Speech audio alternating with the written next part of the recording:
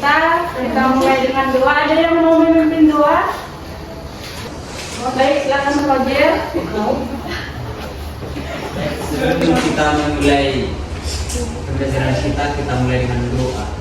Doa kita mulai.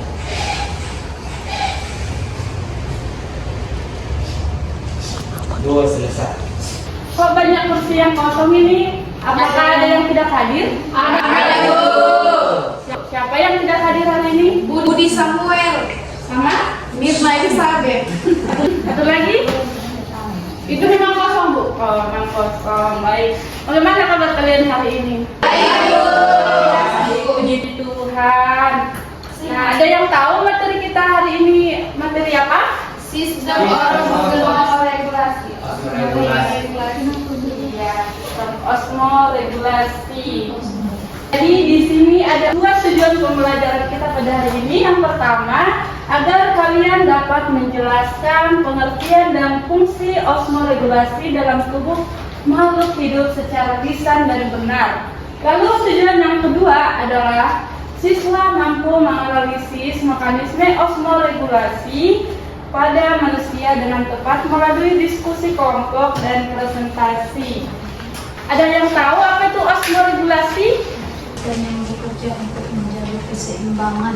Ya, benar ya Putri, sistem osmoregulasi pada manusia itu merupakan mekanisme kompleks yang menjaga keseimbangan udara dan elektrolit dalam tubuh melalui koordinasi organ, hormon dan poros fisiologis.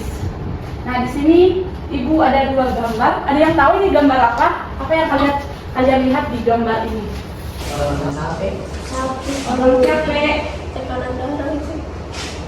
Tangannya diukur ke tangan. Terluka. Dehidrasi. Iya, dehidrasi. Gambar pertama ini adalah dehidrasi. Dan yang kedua ini, ada yang tahu? Hipertensi. Ya, benar ya. Yang gambar yang pertama itu adalah dehidrasi dan gambar yang kedua adalah hipertensi. Nah, di sini Ibu ada LKPD yang akan kalian kerjakan secara berkelompok. Tapi terlebih dahulu kalian membagi kelompok menjadi dua kelompok. Silahkan dihitung dari satu, dimulai dari Lasmi. Satu. Ani? Satu. Dua. Dua. Baik, yang kelompok satu silahkan membentuk kelompok di sebelah sini dan kelompok dua di sana.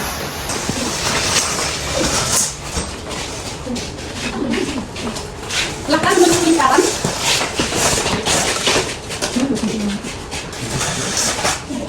Baik, yang kelompok satu silahkan mengerjakan yang gambar nomor satu dan nomor kelompok dua silahkan mengerjakan yang gambar nomor dua. Baik Bu. Cara pengerjaan LKPD-nya silahkan diperhatikan gambar dan baca materi dari berbagai sumber untuk menjawab soal-soal yang ada di LKPD-nya. Ibu kasih waktu 15 menit untuk mengerjakan LKPD. Silahkan mengerjakan. Bu, ya.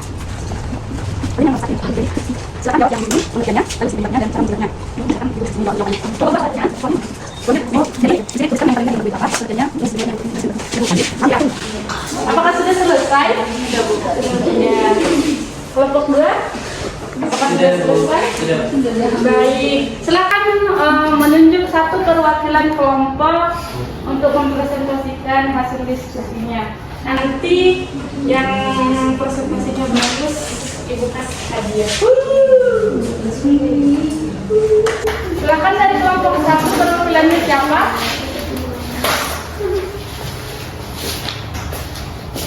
Kelompok 2?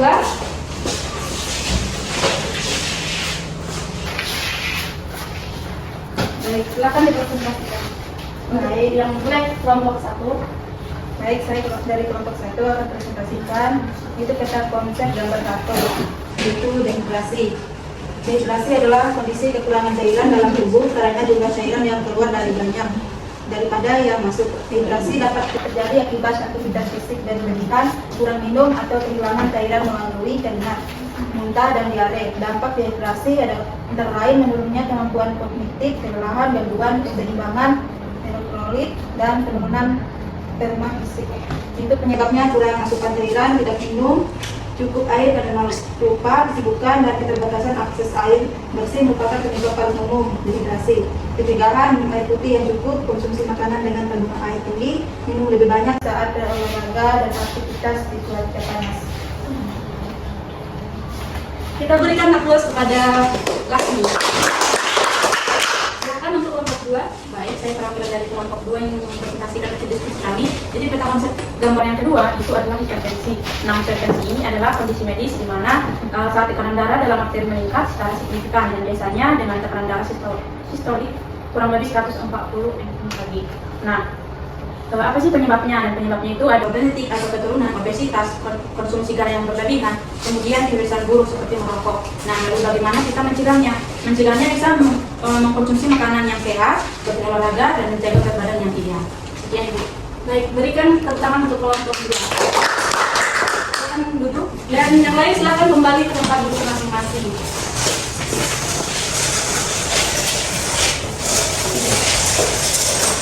Apakah ada yang ditanyakan tentang kedua gambar ini? Apakah cukup jelas dari presentasi dari kedua kelompok? Jelas. Oke. Bu. Baik, silakan Bu Renda.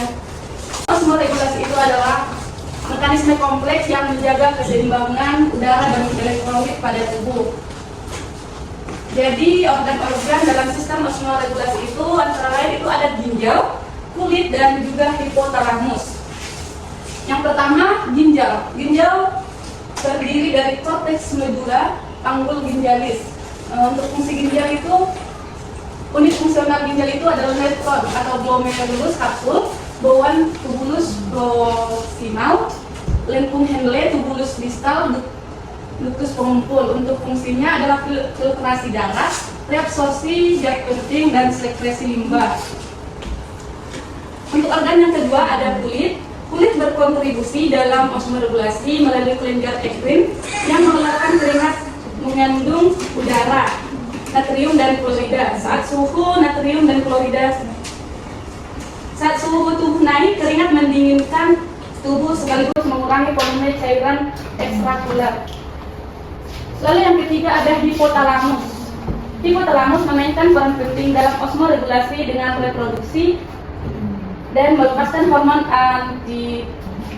antidiuretik atau ADH atau vasopresin. Hormon ini membantu mengatur keseimbangan air dalam tubuh dengan mempengaruhi kembali air di ginjal.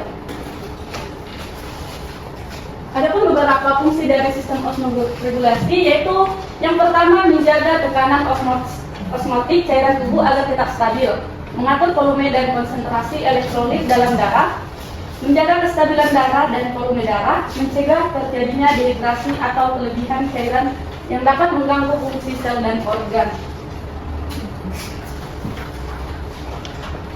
Adapun kelainan yang terjadi pada sistem osmoregulasi, yang pertama itu penyakit diabetes mellitus yang terjadi akibat defisiensi ADH atau sentral atau resistensi reseptor ADH atau nefrogenetik. Lalu yang kedua adalah gagal ginjal, penurunan laju filtrasi glomerulus atau LFG secara tiba-tiba akibat iskemia atau nephrotoxin. Baik, demikian materi yang Ibu sampaikan. Apakah ada pertanyaan?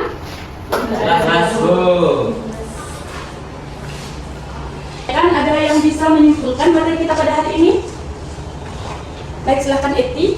Jadi kesimpulan dari pembelajaran kita hari ini tentang sistem osmoregulasi pada manusia. Jadi osmoregulasi itu adalah sistem yang sangat penting untuk menjaga homeostatis udara dan juga elektrolit. Nah, adapun organ sistem osmoregulasi itu seperti ginjal, hormon, dan juga kulit yang sangat berperan sentral. Nah, lalu ada gangguannya. Nah, gangguannya itu seperti gagal ginjal ataupun diabetes insipidus yang sangat memerlukan penanganan spesifik. Sekian Ibu. Baik, terima kasih Eti atas kesimpulannya. Kita berikan tepuk tangan untuk Eti. Nah, tadi kan Ibu ada bilang yang presentasinya lebih bagus akan dapat hadiah kan? Ya Bu, yang presentasinya, yang tadi perwakilan presentasi silahkan maju. Boleh. Karena kalian sama-sama bagus, jadi Ibu tampilkan keduanya. Jadi Ibu kalian berapa? Boleh Ibu. Tiga orang nembak kita. Dua ini berapa orang? Emak. Empat tiga itu. Nembak kami. Tadi yang memberikan kesimpulan siapa ibu? Sudah saya. Aku bikin. Baik, terima kasih yang sudah aktif dalam pembelajaran kita hari ini. Pembelajaran kita hari ini saya butuhkan. Ada yang mau memberikan refleksi atau pesan-pesan untuk pembelajaran kita hari ini? Saya Bu. Silakan saja. Baik Bu, terima kasih atas waktunya Bu. Saya memberikan kesan dan pesan.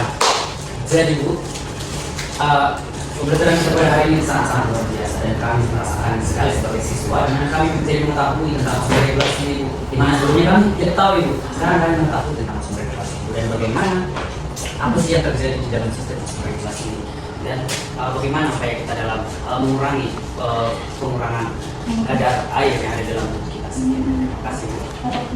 Baik, terima kasih Roger untuk referensinya untuk pembelajaran kita hari ini. Untuk materi kita minggu depan adalah dari regulasi, silakan dipelajari di rumah. Baik, untuk menutup pelajaran kita, silakan kita berdoa yang dipimpin oleh salah satu. Silakan Berta. Baik, sebelum kita pulang, marilah kita berdoa menurut agama dan kebenaran kita masing-masing. Doa dimulai. Benar, selesai. Baik, terima kasih. Demikian pembelajaran kita hari ini. Semoga pembelajaran kita ini bermanfaat untuk kita semua. Apabila ada kata yang salah, Ibu minta maaf dan Ibu ucapkan terima kasih.